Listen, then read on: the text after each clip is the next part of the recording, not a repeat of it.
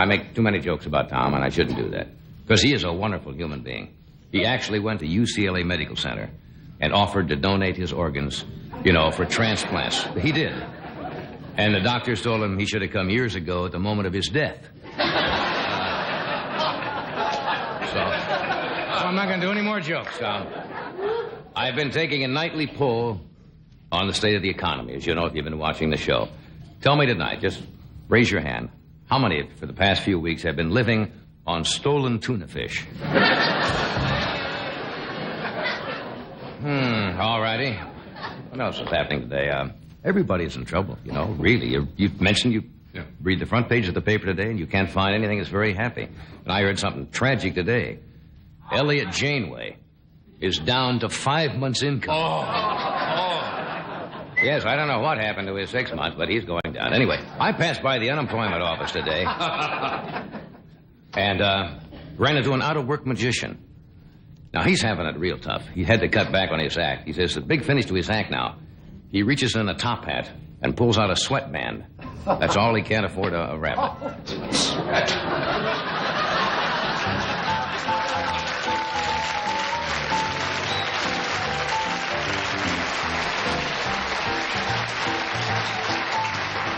Seriously, folks. President Ford. Ford.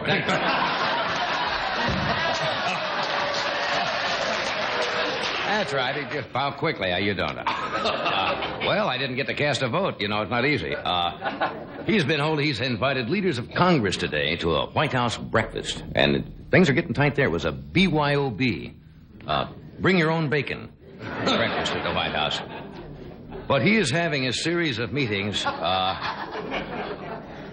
with congressional leaders about the economy. He's had breakfast meetings, luncheon meetings, and dinner meetings, all to discuss our starvation. If he really wants to do something, why don't they invite us to breakfast, lunch, or dinner at the White House, and we'll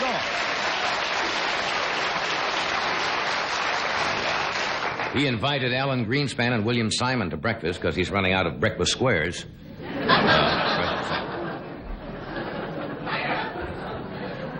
These aren't good days for the president, and not too good for me either. No, during breakfast this morning, I understand President Ford lifted up the lid on the Parquet margarine box, and a little voice inside said, "Democrat."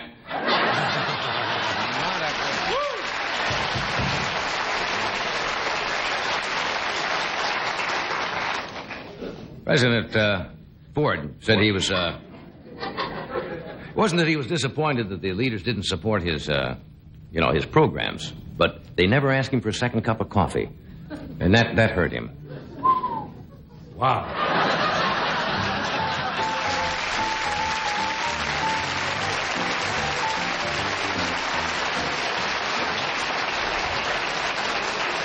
That's what they want. They want dancing. Speaking of trouble, the Los Angeles Lakers, what a blend.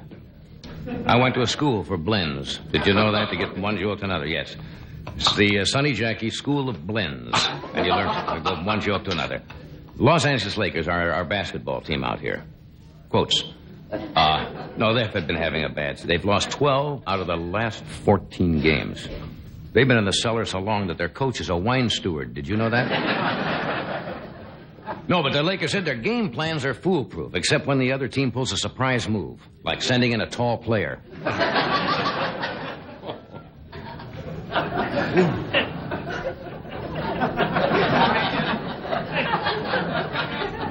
No, not yet. Well, let's see. I probably should tell you in all fairness what you could be watching instead of this show right now. You think there's still time? You mean it may be too late? They may have already been there. That's kind of cute.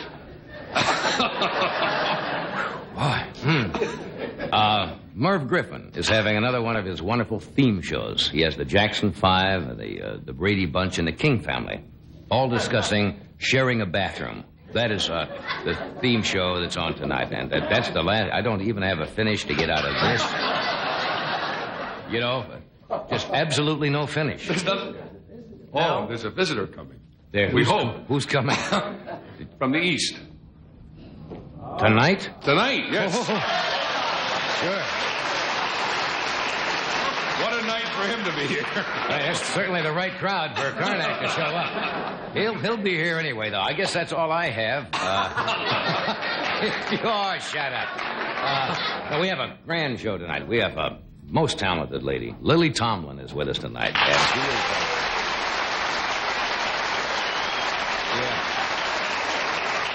A gentleman who was with us some years ago on the Tonight Show and is kind of retired now, or semi-retired, but one of the fine actors, Mr. Walter Slezak, is going to join us. We have Crazy Jerry Van Dyke and a gentleman I invited to stay over from last night's show, Mr. Sam Blotner. I invited Sam back. Hey, Crazy Sam. To try to tell us what the hell Sam was talking about last night. He's an interesting gentleman, and he'll be here to follow up on the saga of Costa Rica. So thanks for coming. We'll be right back. We'll be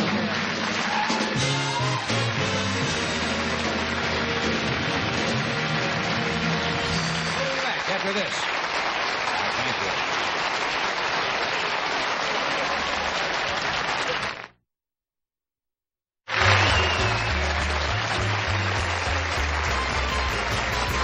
Well, friends, he's here, and the excitement it's caused with this audience is phenomenal. The famous sage, seer, soothsayer, all omniscient, all-knowing, all-seeing, and former diplomacy advisor to Earl Butts, Karnak the Magnet!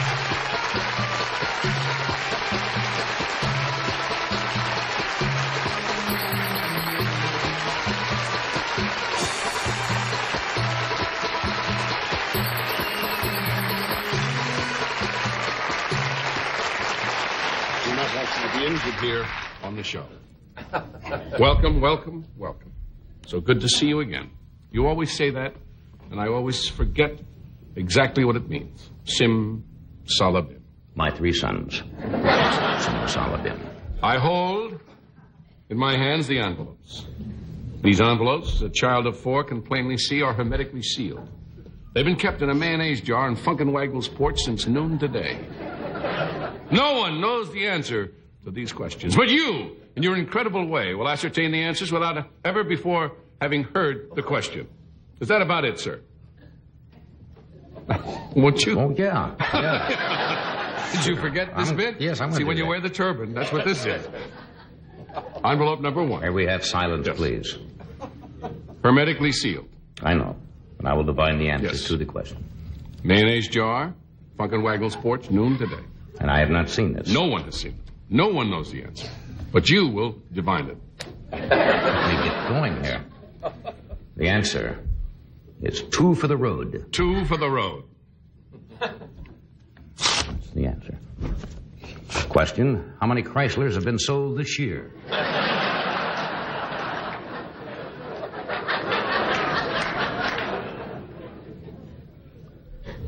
Wine and the Los Angeles Lakers. Wine and the Los Angeles Lakers. Name the 2 things that are in the cellar.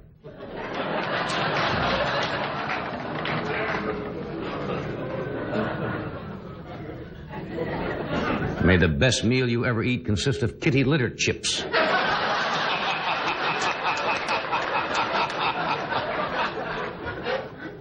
Dead end. Dead end. What does a dentist get if he backs into a Novocaine needle?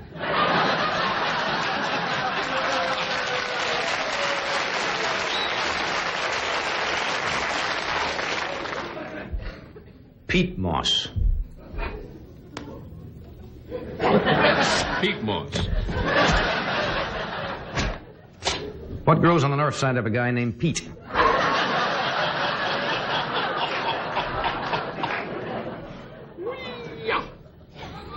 What? Just High wire. What do you call a Western Union marijuana-gram?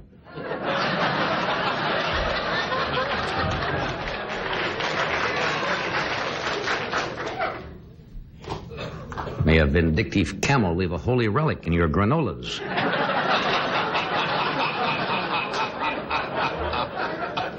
Diamond Head. What does Liz Taylor have on her yacht? Diamond Head.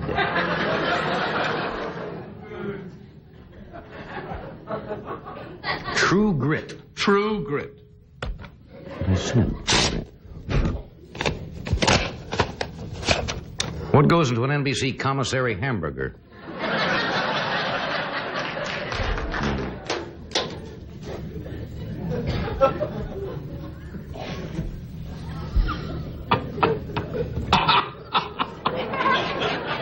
Drawbridges.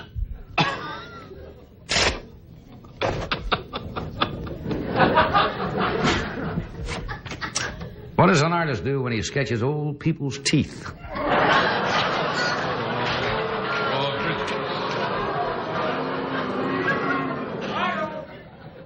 May a desert nomad do a desert no-no to your sister? What number is this?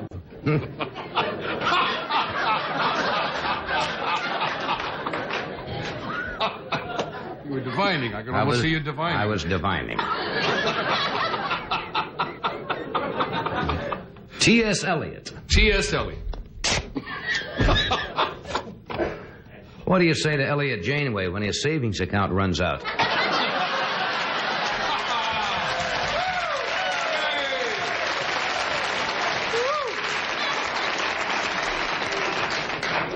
I hold in my hand the last envelope.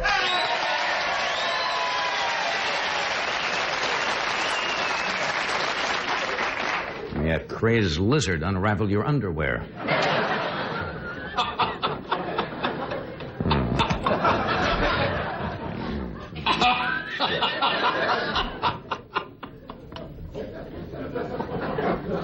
It's a living.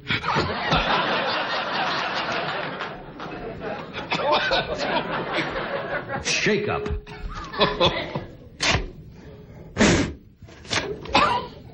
What's a drink made with 7-Up and prune juice? Shake up wouldn't be right, would it?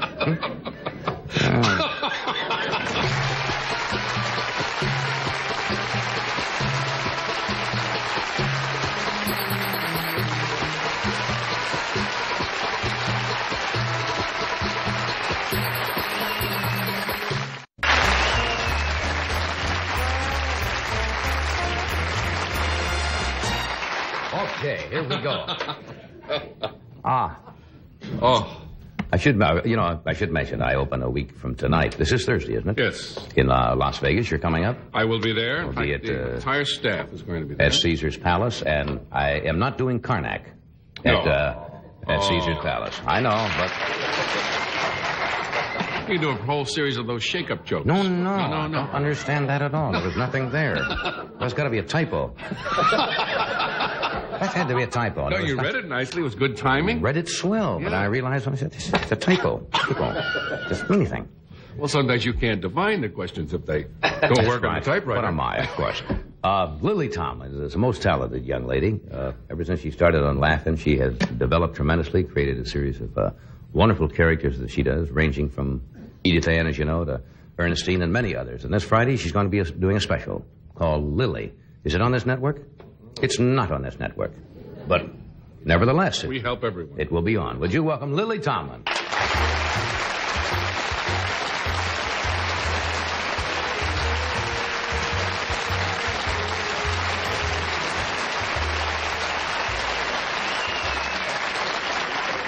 How are you? I'm just fine. It's so great to have you here, really. Why, thank you. You're welcome. Yeah. I saw you doing one night, I think, with Dick Cavett from one of the universities. Yes. Maryland or something? Was it Maryland? University of Maryland. And you were sensational. Why, thanks. Aren't those great crowds? Do you like to work yeah, the college? I love them, yes. They're the best. Yeah, the kids nowadays, kids, I shouldn't say that, but the young people in college are so hip as to what's going on. And they're just so enthusiastic, so they make a wonderful audience. Yeah. Do you like the you like the question and answer thing you do with them? The ad-lib type of stuff? Yes, I don't normally do that. I usually, when I do a college concert, I usually do Edith Ann with questions. Right. I can talk much better as Edith Ann than as myself. Do you feel more secure? That's interesting. No, I mean, Edith Ann has a certain, I can talk out of Edith Ann's life, you know. If I could say... More interestingly, I would say, than my own. In other words, if I said what's the most embarrassing thing that happened to you, as Edith Ann, something would come to you easier than... Yeah, something would come to me. And it would be a horrible incident. Because it happened when my dog Buster, see, what happened was... Yeah. I was giving Buster a little bath. And accidentally some Clorox fell in. Oh, in the bath? Yes, and all his hairs fell out. And now whenever I go near him, he just goes... It wasn't so embarrassing as it was horrible. You have a great ear.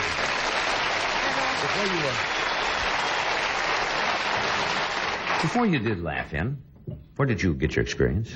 Oh, I started, I was in New York, and first I was in college in Detroit, and I discovered that I did vignettes and characters, you know. I hadn't realized that I did before I got into a college show, and I saw what amounted to material, and I realized that I had always invented stuff like that. Do you remember the first time you're in front of a group and you got a genuine laugh from something you did, and all of a sudden you realized, hey, maybe I'm... No, I'll tell you when that happens to me is when I'm a child. See, I'm sure all this was tied up with my father, for instance, because when I was a kid, and I lived in this old apartment house, and we lived in a basement apartment.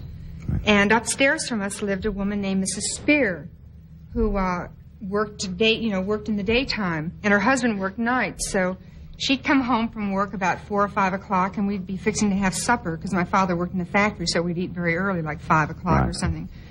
And my mother was always very nice and very pleasant and willing to please.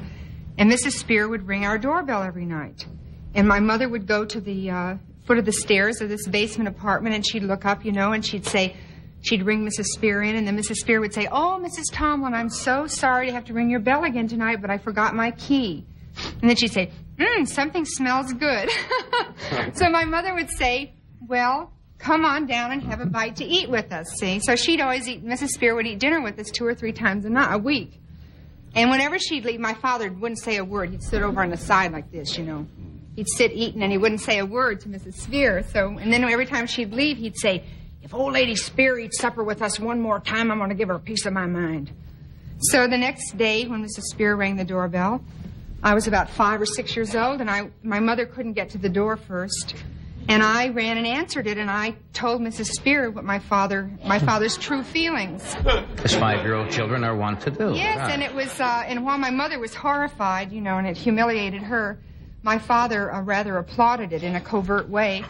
And so I think that was when I got on to, since we got off on this subject. Yeah. I can remember 2 other incidents where, and it was in the 3rd grade, and one was in kindergarten and one was in 3rd grade. Do you remember clear back to kindergarten? Oh, sure. I don't. I have people who can say they can remember when they were a year old, and I never can understand that. Or 2 years. Well, one incident was I would go to the country, because my mother and daddy were from Kentucky, and we would go to the farm in the summer. And when I would come back, whenever I would draw or paint animals, I would always draw body parts on them. I would draw milk bags on cows, and I would draw penises on horses and things. Well, they do have them. Yes, and I would draw them. I would indicate that they had body parts, And I remember my teachers being highly amused. And highly stimulated, I might add. So, Disney's animals never have body parts. Did you know that? So I can remember those things. Those things must have been not only provocative to me, but to those adults around me as well. That's interesting you would do that at that age. Did you ever notice in the Disney pictures that the animals never have those parts of the bodies at all? No. It must confuse a lot of children, when they first see a horse or a cow or a chipmunk. Strange animal. We have to take a little break here to pick up something, but we're coming back. Sure we are.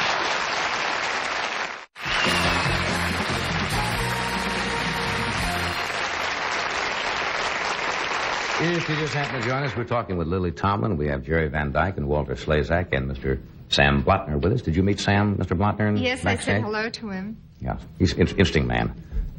We're talking about your family and family background. This may seem like a naive question. I'm sure you get it a lot of times. The success you've had, how does your family relate to that? Very often you get strange reactions.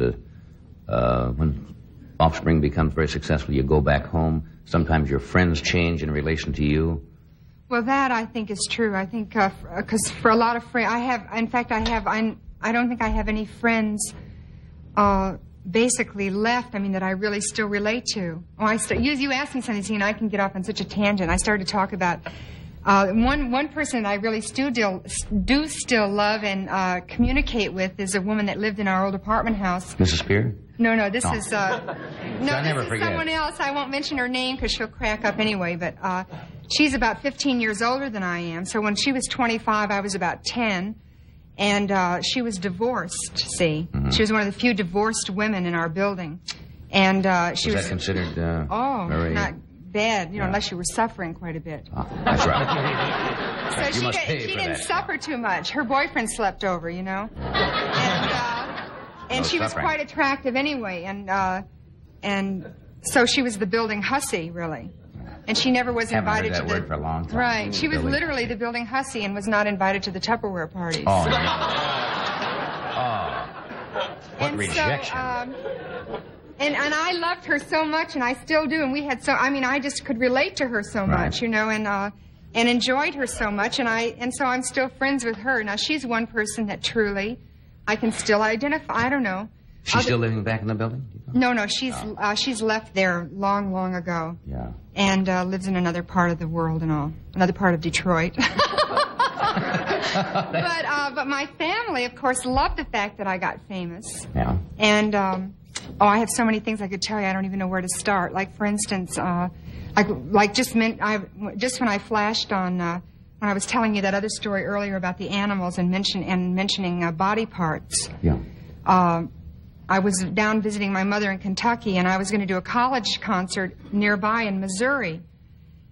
And it was very close to Paducah, where my mother lived, so all my relatives were going to come. I know they didn't want to come, basically, because, first of all, it was like about an hour-and-a-half drive, and the Mississippi and the Ohio's were swollen to flood levels. And most of them have to get up and milk in the morning, so they have to get up at 4 o'clock in the morning, and to be out late is a big hardship. But anyway, and I didn't want them to come because I was afraid I would have to censor my act. Well, you don't get really racy, do you? No, I don't, but I say body parts, just like I said the word breasts on my last special a year ago, and I was sitting in my mother's living room in Kentucky, and she went, oh! Did you have to say that? That's still no-no, right? No, and that's supposed to say body parts. Oh. So I didn't censor my act, I forgot, actually. I was in a torment backstage before it started, and 50 of my relatives were sitting in the front row. And after I got started and I was on such a roll with the audience, I forgot, So you just went right ahead. I just went ahead and did nothing in my act is gratuitous in that sense. It's really elevated and tasteful. Body parts and all. Body parts can be tasteful. Well. And elevated. Hold it. You see, now that is your joke, and you're responsible for that. I certainly did. You can talk about in a tasteful manner. That's what you were saying. Or in a truthful manner. In a truthful manner. That was the word that should have been in there. Sorry about that. No, I'm not sorry. It's your fault. They've only cheapened themselves. That's right. They've lowered themselves. They'll feel smaller in the morning for it. That's wrong also, isn't it? You see? When you're wrong, everything starts to go wrong, no matter what you say. Excuse me, I'm sorry I didn't mean that. So, your relatives, how did they react to all this? Well, they were very kindly to me and polite and sort of patted me and went on, and I was suffering, feeling guilty because I knew they had to get up in the morning and all. And so the next morning, my Aunt Odie Mae, who's really wonderful. And Odie Mae? Yeah, and she's my daddy's oldest sister. And she called me up and she said, well, I guess there was kitchen lights on all over Ballard County last night talking about you. But I told R.Y. I'm very well acquainted with those words. You were forgiven. Well, I was forgiven by her. You've got a good background to draw on. Oh, they're everybody they're does really when they wonderful. do. You draw on for your relatives, Wait, let me tell you what my father says when I first got on Laugh-In. I told this story on my first special a couple of years ago, but I never got any real true reaction to it. To me, it's just a poem, you know. But I had just been on Laugh-In 5 or 6 weeks, and the phone operator had made me very well known, and he was very tickled by it. And I went to visit him in Indiana. He and my mother had moved there, and so he took us all out to dinner. But we went to it's really like a tavern, but a tavern that has a lot of wood in it, so it's kind of high class. Right, I know the difference.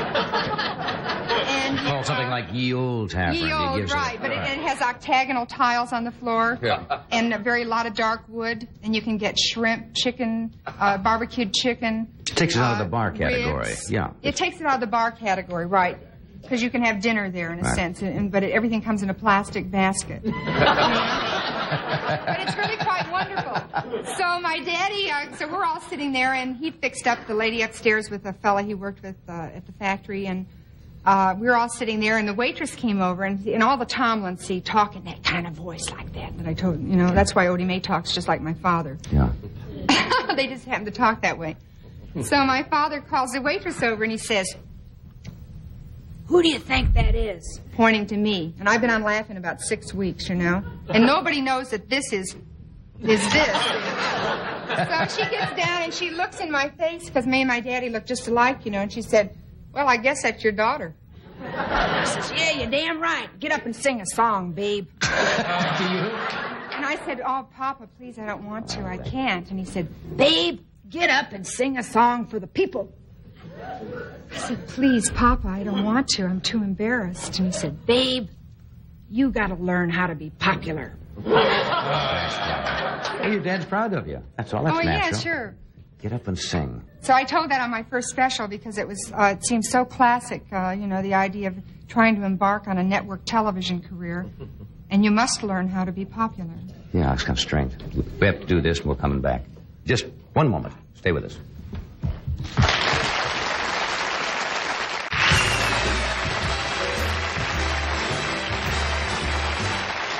We're back. You're spending a good timer with Lily Tomlin. Of all the characters you've done, most of them, of course, come out of experience. I think I've heard you tell the story before when you do the gal who's at the checkout counter. Dot, isn't that her name? Yes. That you actually went down to a market, observed... I worked as a checker for 3 or 4 days at an Alpha Beta in Burbank. Really went down? Yes, it was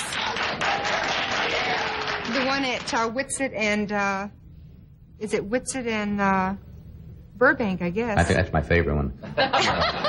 Isn't it? It's really yes. great. I love it. It's extremely well stocked. Oh, good.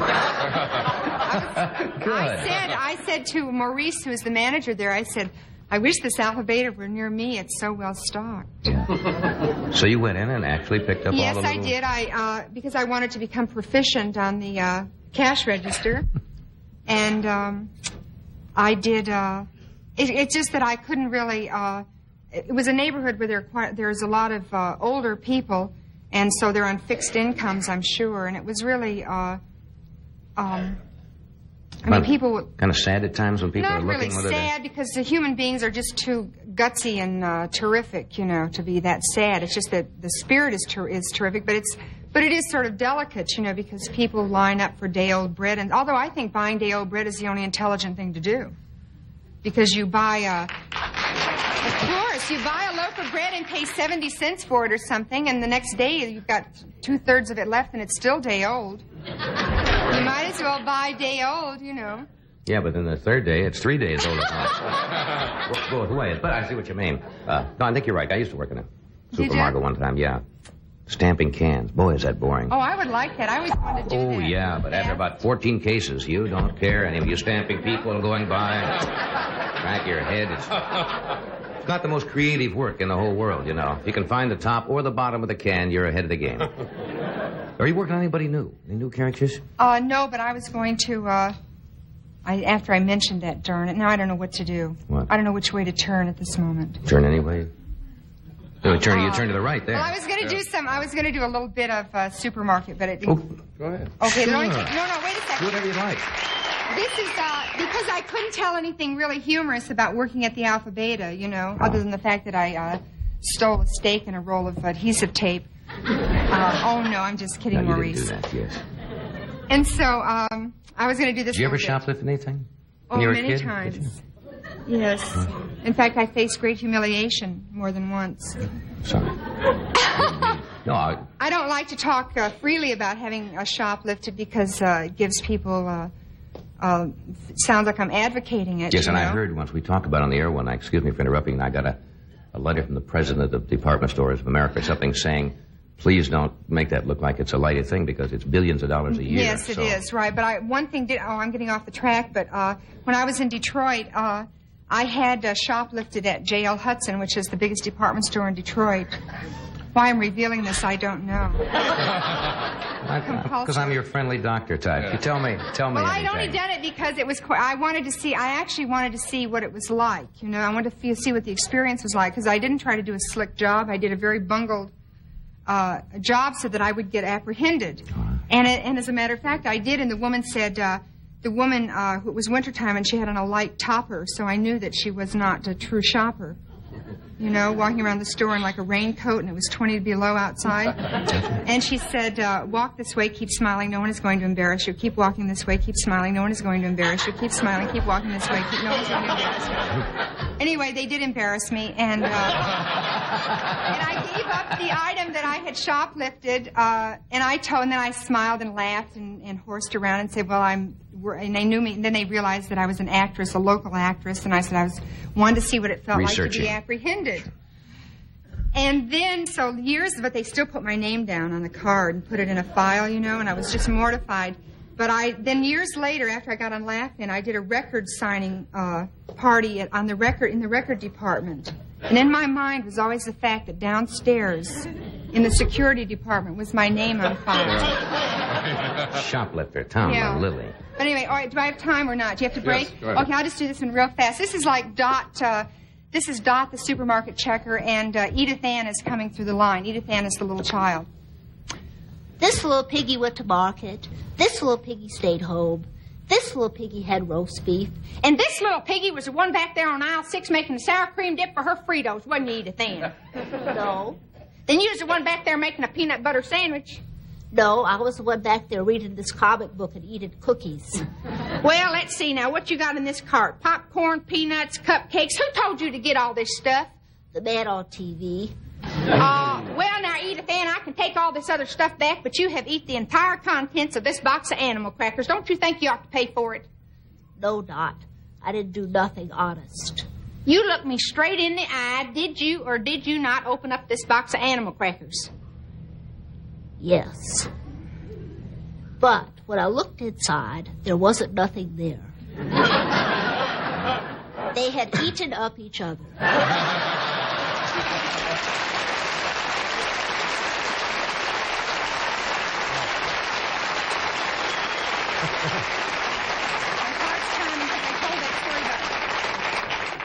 My heart's pounding slightly.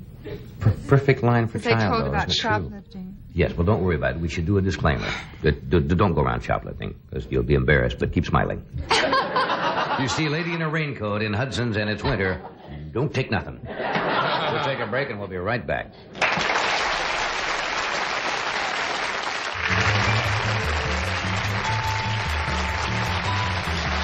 It's a pleasure to have Walter Slezak back with us tonight. He was with us some years ago, but he is kind of retired now, whatever kind of retired means. But he won a Tony in 1955 for his role in Fanny. He's had a most illustrious career. Would you welcome, please, Mr. Walter Slezak?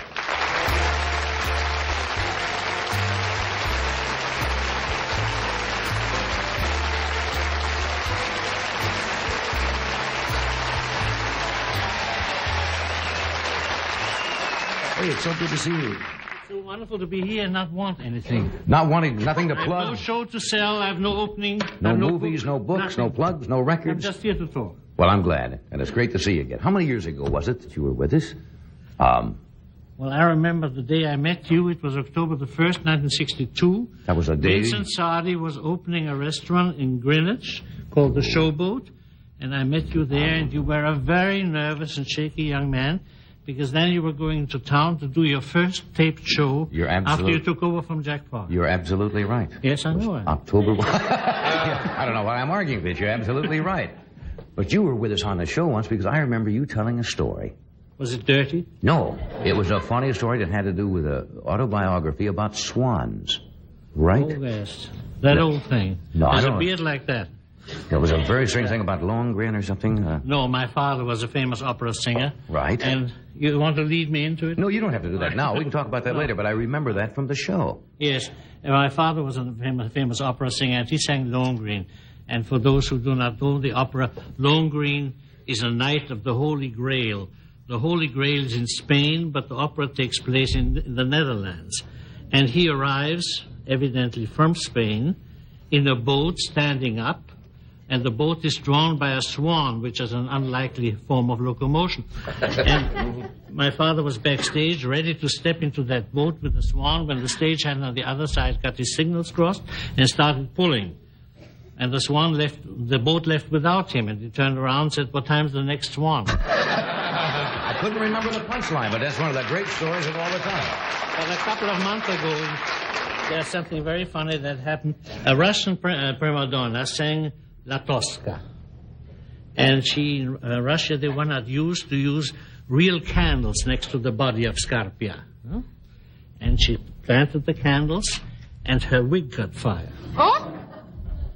And it was flame, and suddenly Scarpia, from his deathbed, he was already dead, jumped up, took her wig off, trampled on it, and lay down again.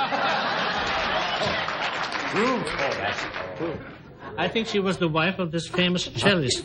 I don't know. I only am interested in Russian dances that escape. That would put a kind of a damper on the rest of the opera, wouldn't it? Did the audience ever recover? It was the first time in the history of Tosca that the second that curtain went down with a laugh. That's hysterical. That's hysterical. Are you really fully retired now from acting? Well, yes, I'm more or less retired. I've lost some weight up here. The body part is still here. And it all sank down, you see. Behind the counter, I look wonderful. You just all kind of lowered center of gravity. I'm sorry, I haven't covered this up. Yeah. Are you living in Switzerland now? We live in Switzerland. We live in Lugano. And it's I've never been there, but I understand it's a beautiful place. It has mountains and a lake and lots of old people. Actually, I would say it's a open-air cemetery, you know?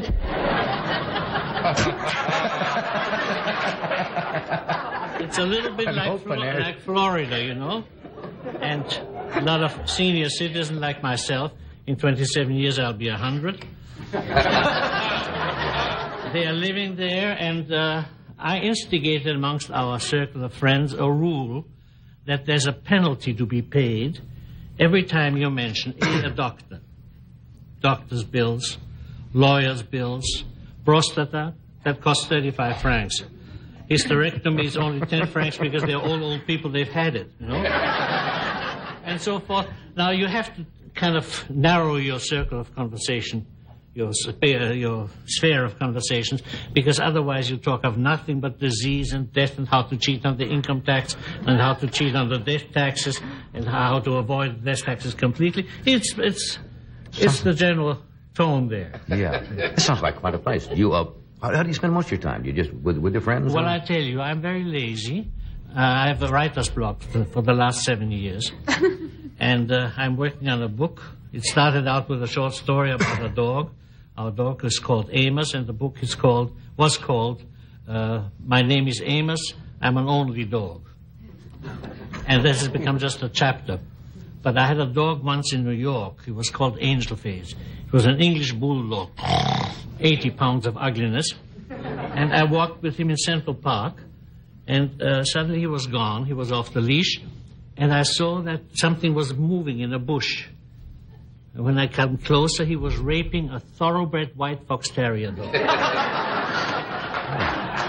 At least he's selective. God, what do you do now? And just then a man came, Daisy, Daisy.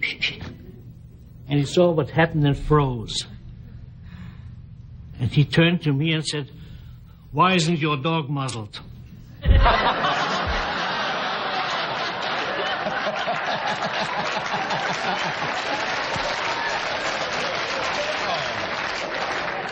We are on the air, so I can't tell you my answer. Would you tell me later? Because there's got to be a dandy. Yeah. I didn't know there's such a thing as rape or even statutory rape among dogs. Well, I don't know it was rape, but anyway, the end effect was the same. Yeah, interesting. You lived out here in Hollywood when what they refer to, and people get it almost the good old days or the glamour days, and people say that. The good old days, and I worked with earned a lot of money, and I saved it. That's why I can retire. Actually, I'm here in America to eat up my pensions. You see, I'm getting a pension from Screen Actors Guild, from AFTRA, from Equity, and from Social Security. That's nice. And I do not have the heart to put $1 down and get 2 francs and 39 centimes for $1.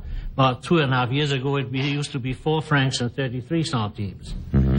So I had accumulated here for a couple of years, and now I'm eating it up. And you come over and visit your money. That makes it possible for me to be on your show. That's great. What would it be in francs now? What's our scale now for the show? What do we pay? $4.20. It's $4.20. What do you mean, $4.20? $4.20 to the dollar? No. It's $2.40. $2.40. Swiss francs, yes. Oh, no, not French francs. No. Big currency. Do we have to pay Walter in Swiss francs tonight? No. I'm getting paid in dollars, and I'm going to eat them up right on the train back. Yeah.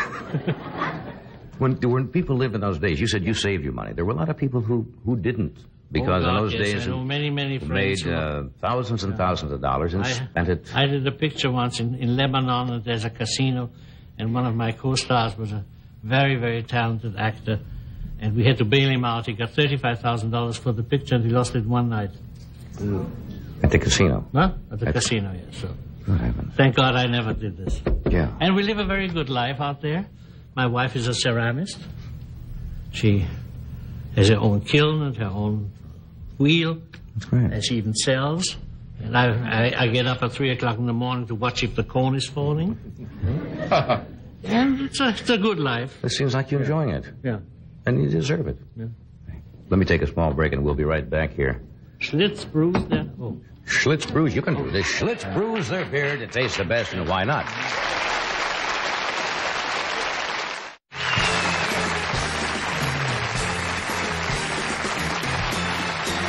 Jerry Van Dyke is here tonight. He is a silly person. He's a silly person. And he'll be opening at the Safari Hotel in Phoenix, Arizona on Monday for a week. Then he'll be up at Harrah's and Lake Tahoe beginning the 18th of March. Would you welcome Jerry Van Dyke?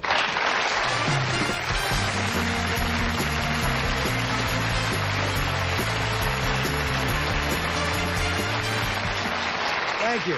Just for once, I'd like to be able to follow the Bring On music. We got a guy back home does a local kiddie show, and he really oughtn't to be doing it.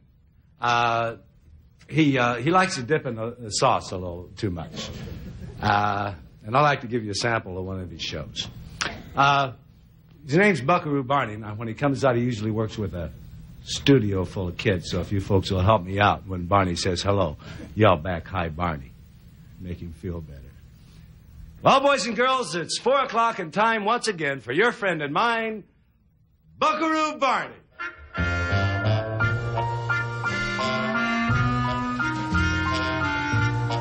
Hey, kids!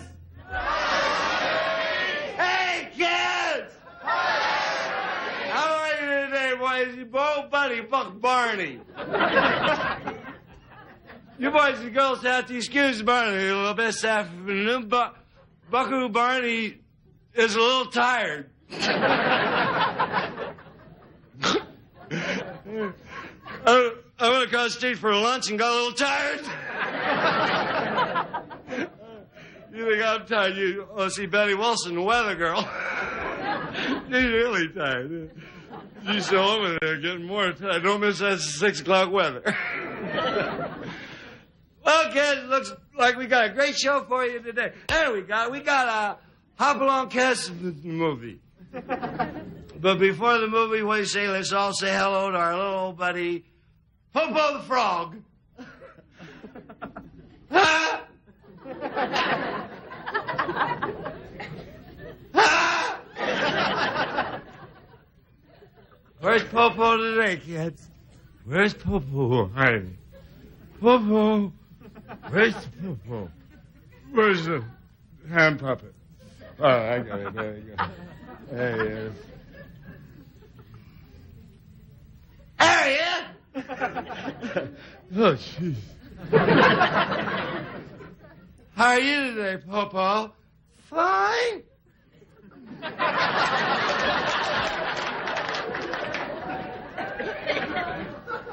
You want to say hello to all boys and girls out there? Read it. Well, what do you say? What do you say? Let's read some of the letters the kids sent us in today. Okay, Popo?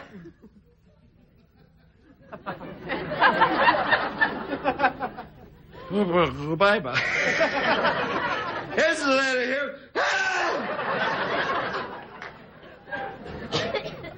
Here's a letter here that we got from, looks like, it's in a picture today. It's a picture of little, Sally Thompson and her mommy down at the beach. And there they are. See? Now, you other kids have pictures of your mommies down at the beach. Why don't you send them in, old Barney? Put that up in the locker. Well, it's birthday time once again, right, Popo? That's right, Barney. And we want to say happy birthday today to little Freddie, little Jimmy, little Katie Sue, little Kelly Jean, little Betty, little Jerry, little Ronnie, little Peter. Peter. Oh, two Peters. I want to send out a special greeting today to my little boy, Davey. Davey's having his 11th birthday today, and I say happy birthday, Davey. Davey lives over there in Clinton with his mommy and his new daddy.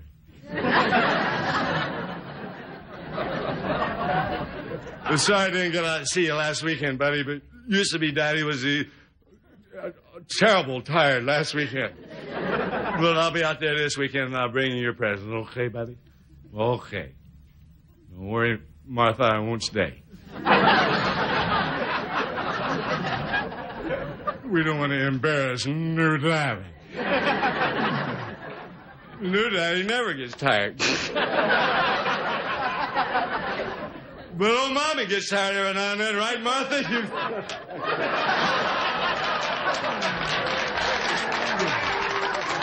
But I just want you to know everything's fine with me, buddy. I got a new room down at the Y.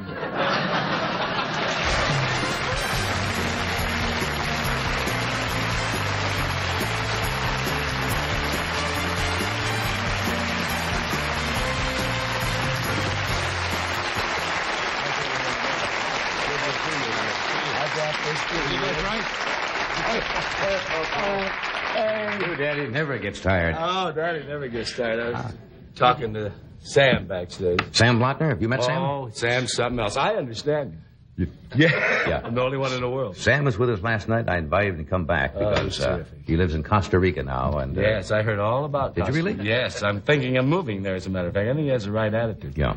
How are things going? What have you been? Oh, I got big news. Yeah. I don't even know where to start. Everything's been happening. Yeah. Harlan Hosh is running for mayor of Danville. Danville, Ohio. Harlan No, House. I bet you never thought that'd happen. Harlan House? Harlan Hosh is running for mayor against David Palmer. They're both good friends of mine, and I wanted to meet because Harlan, I've been back there helping him out. Did you grow up with him? Yeah, Harlan was my truant officer in high school, and I owe him a few favors. Right. I promised him if I ever got a shot, I'd pay him back. I got, wasn't anything serious. Skipping school, and something about hubcaps. Yeah. Who's the other fellow? Then I setting Mrs. Busby on fire. Didn't help. Thomas. Harlan's having a little problem proving that he's not crazy. There's a guy that was in a primary. Are these real names now? Oh, yeah. Because you see what can happen under the federal communication. We'll hear from Harlan's opponent demanding equal David time. Palmer is Harlan's opponent. Oh, say some nice things about David. Oh, well, I was going to say something nice about Good. Because they're both good friends of mine. I've been helping them both. Oh, good. I've been going back there. As a matter of fact, they sent for me because there's a lot of snow.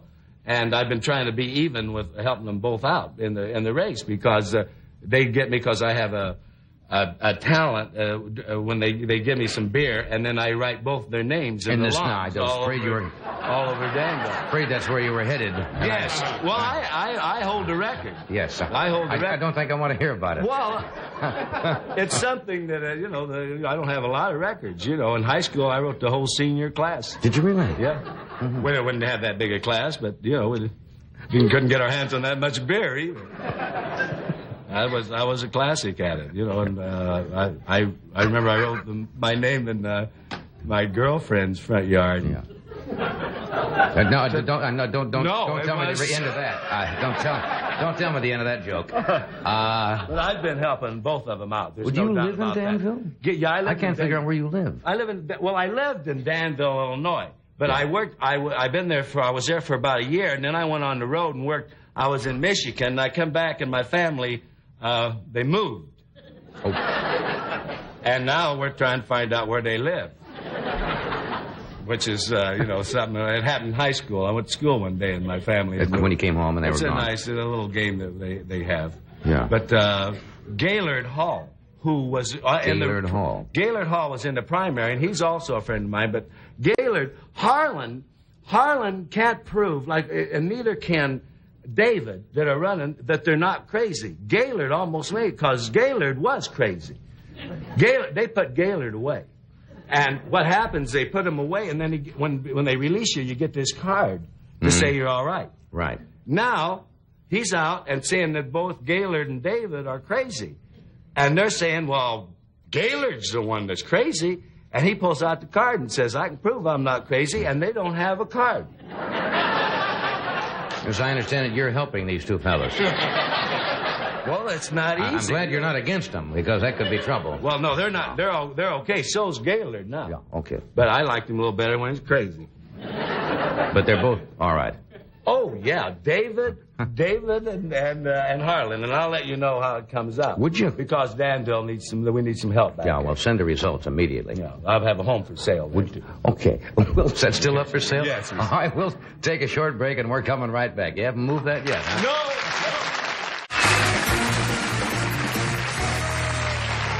For those of you who might not have seen last night's show, we had a gentleman by the name of Sam Blottner.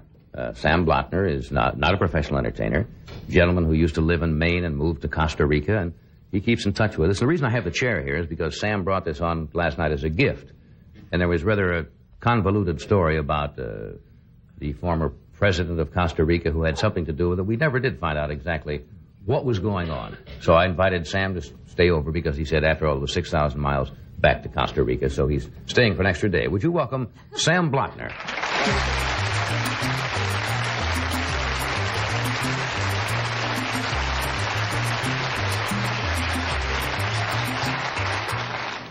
Hi, Sam. How are you? Sam. You met all the people back? Nice to see you, Sam. Good to see you again, Sam. So nice to see you. I see you in Costa Rica, but you speak Spanish. Right. Thank you. Sam, welcome back.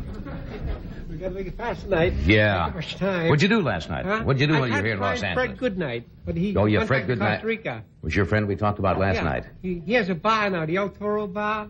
Has a bar? He went back before they drank all his booze up, I think. Uh-huh. Now, you started to tell me a story about this chair last night, about Don Pepe, who was the 3 times the president of Costa Rica. Did he have anything to do with his chair? Yes. I took the chair over to his office to sit in. Ah, that's it. That was it. We never got to that, you see. We practically did. Did I show you his picture yet? No. Not yet. Do you have it? Yeah, you got it right here. You're holding it, remember? This is Don Pepe. Oh, this is Don Pepe. This is Don Pepe. Everybody should look at Don Pepe. Yeah. We should all stand up when we look at it. Well, I don't know what's necessary here, but that's the former president of Costa Rica. Yeah. And he's sat in the chair. Yes. Oh, well, I see. That's the way I told him he looked like Ricardo Montalban, is it? Ricardo He Montalban. felt very happy when they said that. Uh-huh. Because, it's Spanish, too, like Ricardo Montalban. Yes, that's right. Mm-hmm. Okay. So, what did you do in Los Angeles last night? Did you go out on the town or something? No, I usually go to bed about 8, 9 o'clock. But I had to watch the show, Did you stay up and watch yourself last night? I kind of got fatigued watching it. Uh-huh. It's quite late, Yes, it is. I had a telephone call at 1:15 in the morning. Some guy called me from Mobile, Alabama. He says he's a radiologist. doctor, an X-ray doctor. Mm-hmm. He said, anytime you're going through Mobile, give me a free X-ray. You're popular, Johnny. That's worth the drive alone. You ought to pick that up. I would. It's true. I'm not kidding you. Dr. Lotta. You get some strange calls. And his wife, they both talking on the telephone. Yeah. And he wanted to give you a free. Free X-ray anytime I'm going through. Well, that's nice. Two people called me today. One from Oklahoma City. Uh-huh. There's oil wells. Another guy called me from New Albany, Indiana, inquired about gold mines. I said, I have no gold mines, you know. Right. Well, I suppose they hear Costa Rica, and they do have gold in Costa Rica, don't they? Well, very little. Little. In the teeth, mostly. What do you have here, Sam? This is more or less a diploma. Would you care to see it? But I can't show it to the audience because the print is very small. I can't. This is a pretty good diploma in it. I see. See, senor. Oh, I see. Yeah, I didn't see. Right. Yeah. But let's get back to the chair now. Well, there's more about the chair? Well, no, I went to, I'll tell you the primary person. Hi, Fred. I mean, I get him and Fred Goodnight mixed up. Yeah. That's similar. What is there more to say about the chair? Well, there's a secret that goes with that chair. A secret about the chair? Don Pepe, I said, well, I didn't try to get my foot in the door, but Senor Vesco, Robert Vesco, came to Costa Rica a couple of years back. Right. He's the one who they said he left was a from fugitive here and because stuff like that. Well, he still is a fugitive in this country, I understand. More or less, but I was a fugitive too, more or less. We're all running away from. No, I mean, if he comes back here, I think he's subject to arrest. I don't believe he'll come back. But No, I don't think so. No, that's a good move right there. He has no good reason to come back. No, he has no good reason to come back. Yeah. You see, with $225 million, you go a long ways. Yeah. You know. What's the cost of living in Costa Rica? Quite reasonable. Bananas are still a penny apiece. Really? But Alka-Seltzers are quite high, though. I mean, Just lay off the bananas, you won't need them. That's right. But getting back to premier, the change of subject. Yeah. Okay. No, but Don Pepe, I said, I asked him about Robert Vesco. I said, has he been an asset or liability to this country? Mm-hmm. He said, he didn't say he is an asset, but he said he will be an asset. Because he invested $20 million or more in government bonds in that country. Mm-hmm. He's bought lands and et cetera, and et cetera. And I said, what are my chances of talking with him? I said, I figured where he knew him, where he had business connections. Don Pepe made a $2 million, he borrowed $2 million his business from him. Oh. He didn't get it as a gift. He just borrowed it plus interest, see? Mm-hmm. It wasn't the Watergate business. Oh, sure.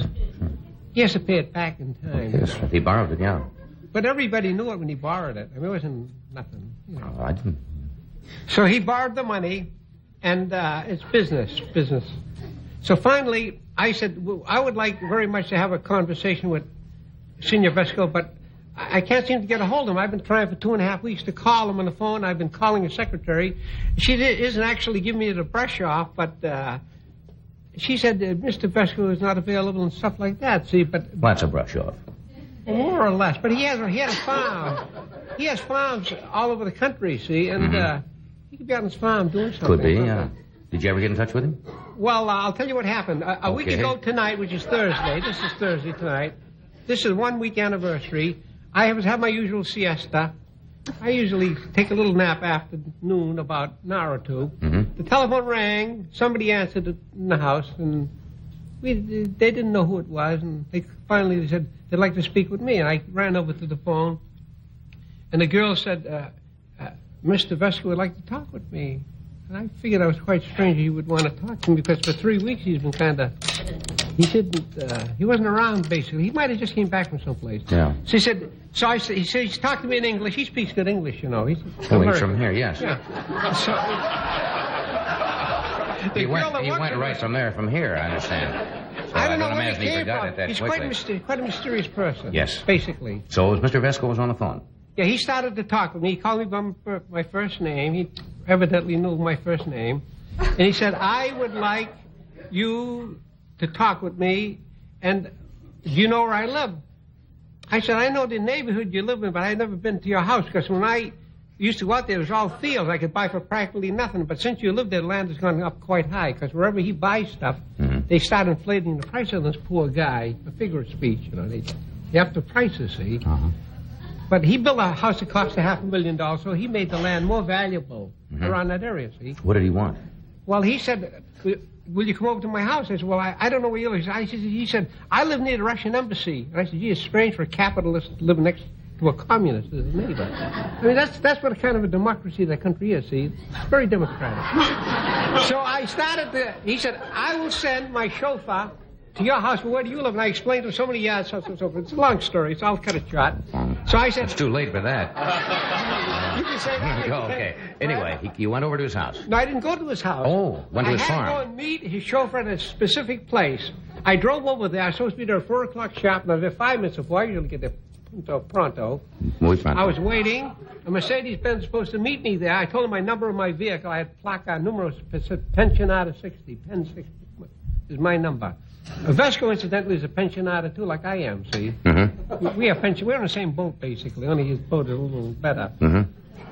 So finally, I was waiting, and finally I said to myself, well, this guy is not going to come by to meet me to take me to his house. I waited from 4 o'clock to 4:45. I got rather impatient sitting there, see? So I said to myself, I'm going to try to find this man's house. So I drove to Curiadabat, which is on the road to Cartago. That's where remember the volcano I Turn left at Allentown, right? No. They're building the New Jersey Turnpike right by his house now. Oh. Yes, sir. Okay, Sam, time is limited now. Yes, you finally found Vesco. No, I didn't find him yet. I'm driving. I asked people, where is the Russian embassy located in Spanish. Right. I didn't want to ask where Vesco house was because I figured they would probably give me the brush off. Okay. See? So I finally went towards the Russian embassy and I drove by a very elegant